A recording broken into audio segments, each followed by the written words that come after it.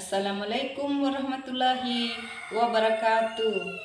Bagaimana anak-anakku sekalian pagi ini? Mudah-mudahan semuanya dalam keadaan sehat walafiat. Karena sekarang masa pandemi, saya harapkan kepada anak-anakku sekalian tetap menjaga protokol kesehatan. Yang pertama, mencuci tangan.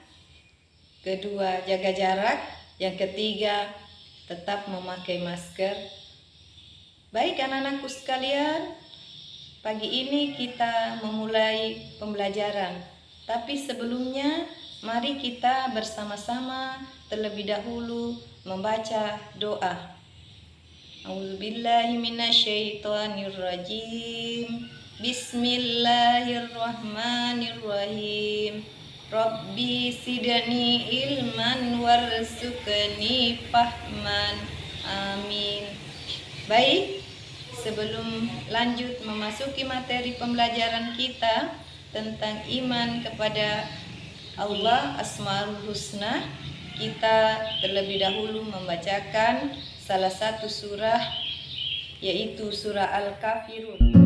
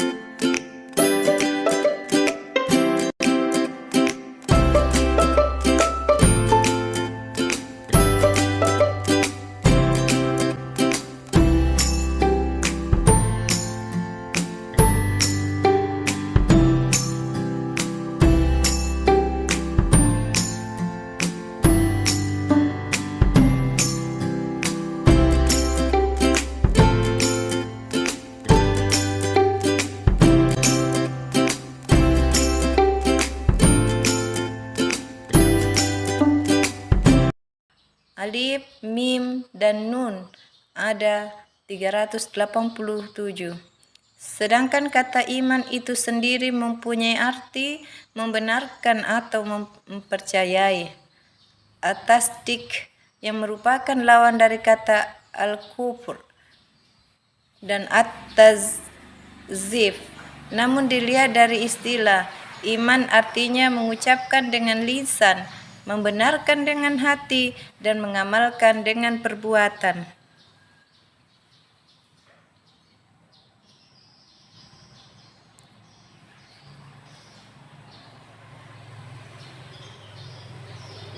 Pengertian iman kepada Allah Subhanahu wa Ta'ala. Iman kepada Allah Subhanahu wa Ta'ala yaitu meyakini dengan hati, mengakui atau mengucapkan dengan lisan, dan membuktikan atau melakukan dengan amal perbuatan bahwa Allah ada dan semua sifat yang ada padanya adalah agung dan sempurna. Yang ketiga, pengertian Asmaul Husna.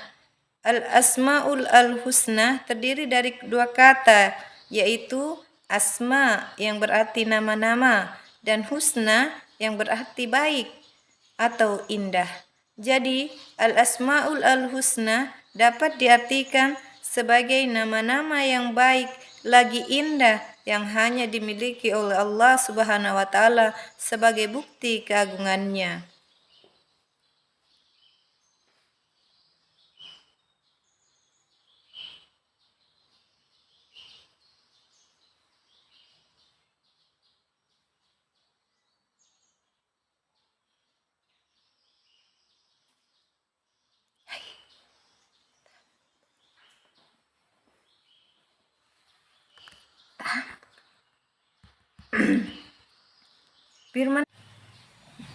Firman Allah Subhanahu wa taala, Quran surat Al-A'raf ayat 180. A'udzubillahi minasyaitonir rajim. Bismillahirrahmanirrahim.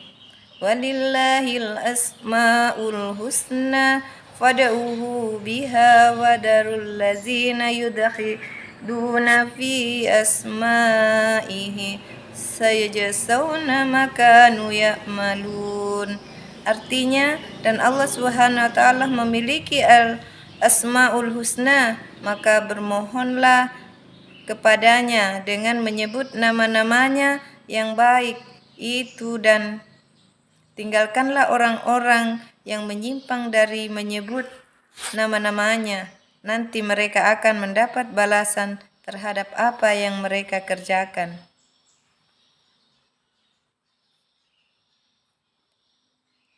Adapun hadis Rasulullah Sallallahu Alaihi Wasallam yang diriwayatkan Imam Bukhari.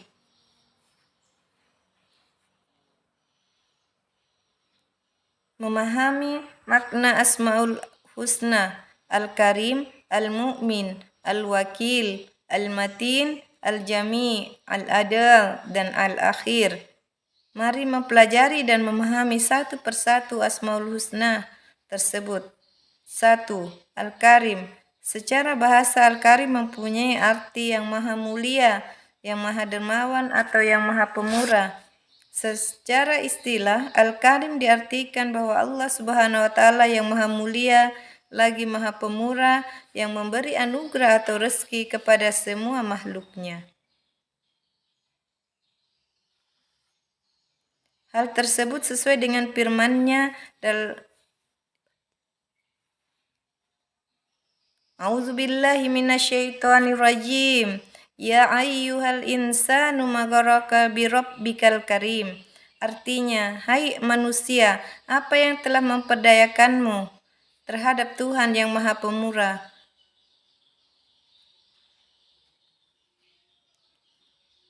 Kedua, al-mu'min. Secara bahasa berasal dari kata aminah yang berarti pembenaran, ketenangan hati dan aman. Allah Subhanahu wa taala Al-Mu'min artinya Dia Maha pemberi rasa aman kepada semua makhluknya, terutama kepada manusia. Perhatikan firman Allah Subhanahu wa taala berikut ini dalam Quran surat Al-An'am ayat 82.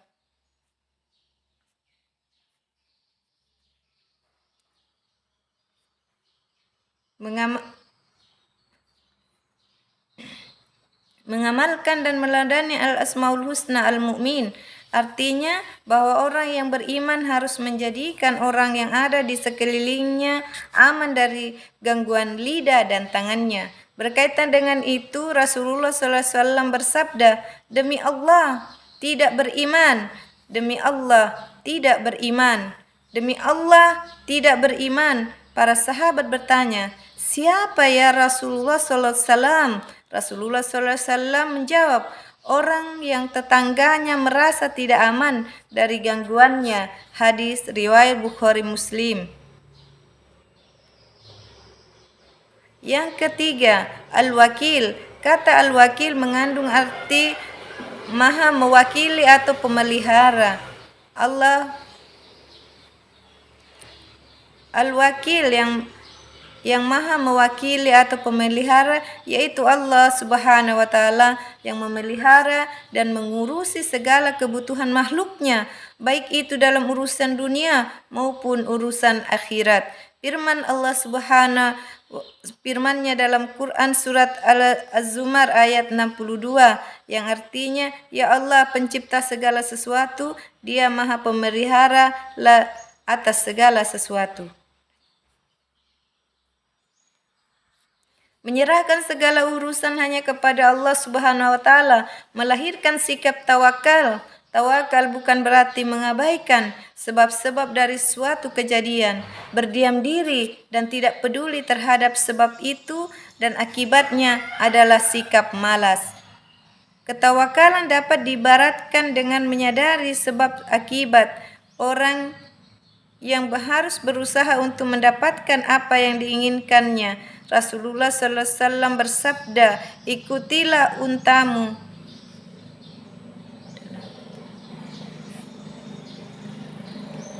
Yang keempat, al-matin, artinya maha kukuh. Allah Subhanahu wa taala adalah maha sempurna dalam kekuatannya dan kekukuhannya, kekukuhan dalam prinsip dan sifat-sifatnya. Allah Subhanahu wa taala juga maha kukuh dalam kekuatan-kekuatannya. Oleh karena itu, sifat al-matin adalah kehebatan perbuatan yang sangat kokoh dari kekuatan yang tidak ada taranya. Dengan demikian, kekukuhan Allah Subhanahu wa taala yang memiliki rahmat dan asap terbukti ketika Allah Subhanahu wa taala memberikan rahmat kepada hamba-hambanya. Tidak ada apa pun yang dapat menghalangi rahmat ini untuk tiba pada sasarannya. Demikian juga tidak ada kekuatan.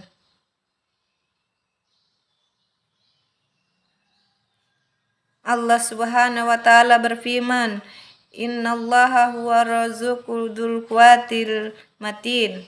Artinya, sungguh Allah Subhanahu wa taala, Dialah pemberi rezeki yang mempunyai kekuatan lagi maha kukuh. Quran surat Asy-Syariyat ayat 58. Al-Jami' secara bahasa artinya yang maha mengumpulkan, menghimpun, yaitu Allah Subhanahu wa taala maha mengumpulkan, menghimpun segala sesuatu yang tersebar atau terserak. Allah Subhanahu wa taala, maka Allah mengumpulkan apa yang dikehendakinya, dan Dia maha dimanapun Allah Subhanahu wa taala berkehendak. Penghimpunan ini ada berbagai macam bentuknya, diantaranya adalah mengumpulkan seluruh makhluk yang beragam, beraneka ragam, termasuk manusia dan lain-lainnya di permukaan bumi ini, dan kemudian mengumpulkan mereka di padang mahsyar pada hari kiamat. Allah Subhanahu wa taala berfirman,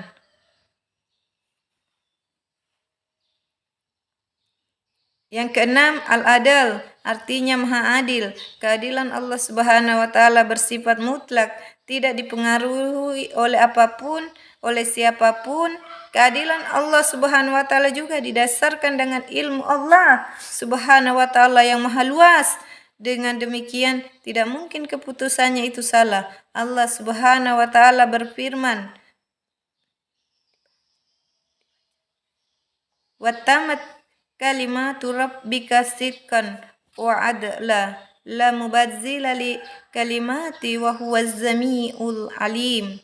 Yang artinya, Allah sempurnalah kalimat Tuhanmu Al-Quran sebagai kalimat yang benar dan adil. Tidak ada yang dapat mengubah kalimatnya, dan Dialah yang maha mendengar lagi maha mengetahui.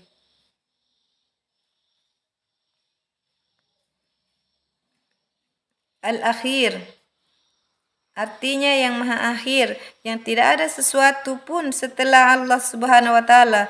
Dia maha kekal, Tak kala semua makhluk hancur, maha kekal dengan kekekalannya. Adapun kekekalan makhluknya adalah kekekalan yang terbatas. Seperti halnya kekekalan surga, neraka, dan apa yang ada di dalamnya. Surga adalah makhluk yang Allah Subhanahu wa Ta'ala ciptakan dengan ketentuan, kehendak, dan perintahnya. Nama ini disebut dalam firman Allah, wal awwal wal akhiru wal zahiru wal batin wa huwa bikulli syai'in alim. Artinya, dialah yang awal dan akhir, yang zahir dan yang batin. Dia maha mengetahui segala sesuatu. Quran Surah Al-Hadid ayat 3.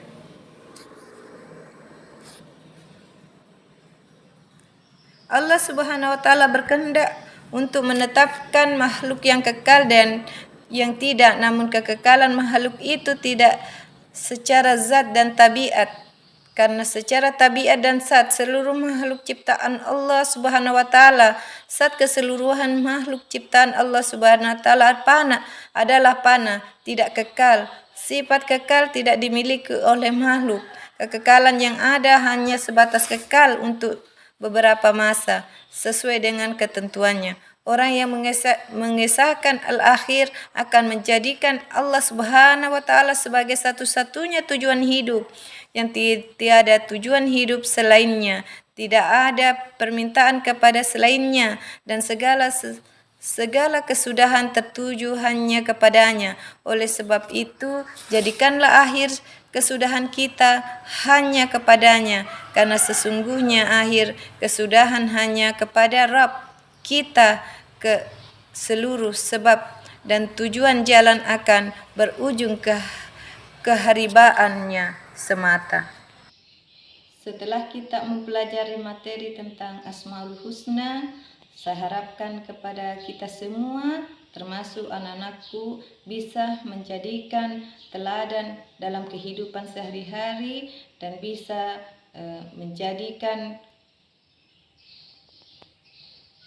sebagai implementasi dalam bermasyarakat, di keluarga, dan di lingkungan sekitar kita. Jadi cukup demikian yang Ibu sempat bawakan pembahasan materi kita kali ini. Saya tutup dengan ucapan wabillahi taufiq wal hidayah. Wassalamualaikum warahmatullahi wabarakatuh.